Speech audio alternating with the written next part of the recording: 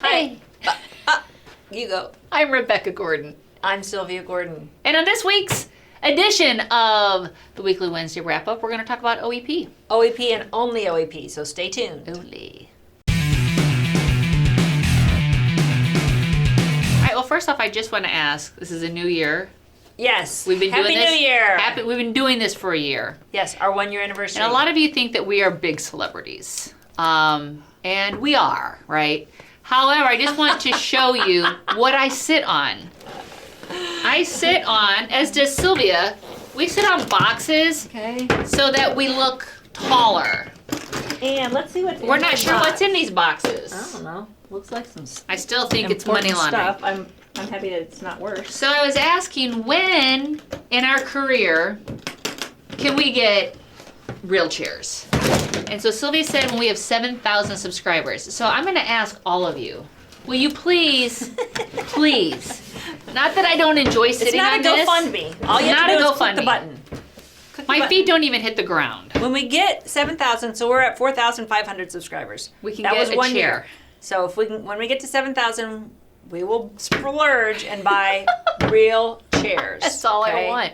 It's not a GoFundMe. We don't want your Help money. me. We just want your click. Help me. Okay? Help me get what Let's I talk need. about OEP. This is the second year of OEP. First thing I want to do is I want to give a shout out and give credit where credit is due, which is the NAHU, Yes. your representation in DC. This didn't just happen, people. When CMS took OEP away, I think it was basically inadvertently, they didn't understand.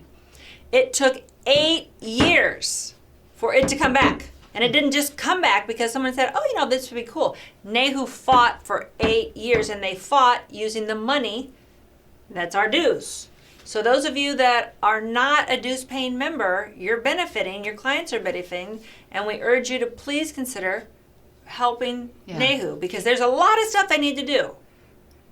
And they can't do it without money. And they're only asking for like $25, $30 a month. Yeah. So thank you, NAHU. Thank you for all you do in supporting us and our fantastic industry. And all those of you that are members of NAHU. So what is OEP?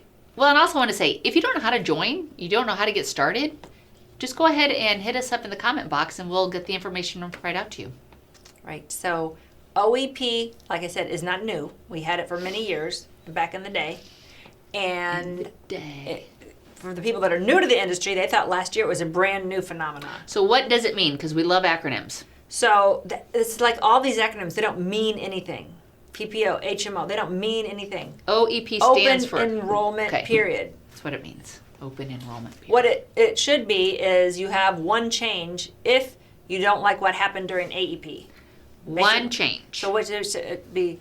You have one change. YH, well, it should be called that instead of OEP, because OEP doesn't mean anything. Anyway, you have one change. Unlike OEP, how many changes could you make during OEP? Outside of OEP? I mean, how many changes could you make during AEP? As many as you want. Last one in wins. So the agent walks into Walmart, he likes the guy, he takes a nap. Then he walks into CVS, he likes the guy, he takes a nap. Then he comes to you and you're like, what'd you do that for? And you're like, oh, okay, can you fix it? And you fix it. The last one in wins. So OEP is not like that. You get one shot. And it's only around Medicare Advantage plans. So you can do MA to MAPD, MAPD to MAPD. Can you do anything with PDPs? And not unless it's embedded in MAPD. So if it's a standalone Part D, you can't go, I have a Med Sup and a standalone Part D, and they're no longer covering my, like they wouldn't cover Bella's inhaler yesterday. You can't be like, they're not covering my inhaler, I want to move here. You can't do that. So that is stupid. They should be able to do that too. The old OEP allowed you to do that. And the new OEP of the future that NAHU is working on will one day allow you to do that. But right now, you can't. So another push, like NAHU is working on, let's fix this so that people that have a drug plan and they buy it during AEP and they go to the doctor in January. And it doesn't work. And they're like, oh, darn it, I made a mistake on the Medicare plan finder. They can't fix it. What if they decide they want to go back to a Med Sup? So they can go back to a Med Sup. Okay? They can go from a Med Advantage. The key point is you have to have Med Advantage. You have a Med Advantage, some type of Med Advantage to make a change. So you have a Med Advantage and you want to go back to a Med Sup and a Part D. That way you can fix your Part D problem here, okay? What is the big pitfall that agents mess up on? Well, if you go in and change your PDP first, you've just disenrolled out of your MA, which is only a really big deal if you don't get approved with your Med-Sup. So going from an MA to a Med-Sup, you're underwritten.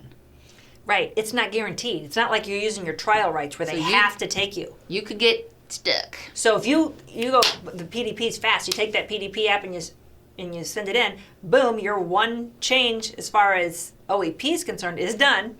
You've used that election, and CMS terminates your Med Advantage. Now you have original Medicare and a Part D. And then Anthem doesn't approve your underwriting. Yeah. And then you're like, oh crap, because if Anthem didn't approve you, Cigna's probably not going to approve you. Aetna's probably not going to approve you. So always go in the Med-Sup first. That's the bottom line. Go through underwriting first. If you get approved, great. Then apply for your PDP. If not, stay. Yeah, it's not guaranteed. That is a problem.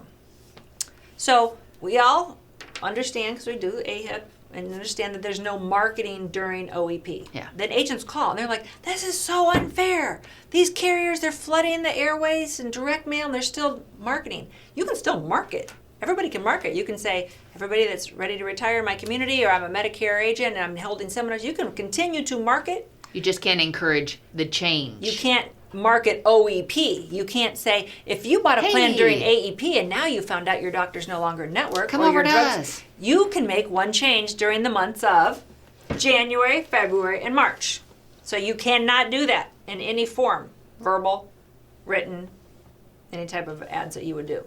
That could get you in trouble with your carriers and CMS. So AEP is pretty easy. If you have questions, ask us in the comments. We can send you the cheat sheet on OEP. And Rebecca, what's the question we're going to ask? So we have a question of the week from one of our top agents, and they want to know what's the number one complaint that clients have with PDP plans. Right. So we answer the phone. We know what you guys are complaining about. Tell us what you think everybody's complaining about. See if you all are having the same shared experience. Put it in the comments below, and we'll be back next week. We'll share it next week. Happy selling. See you.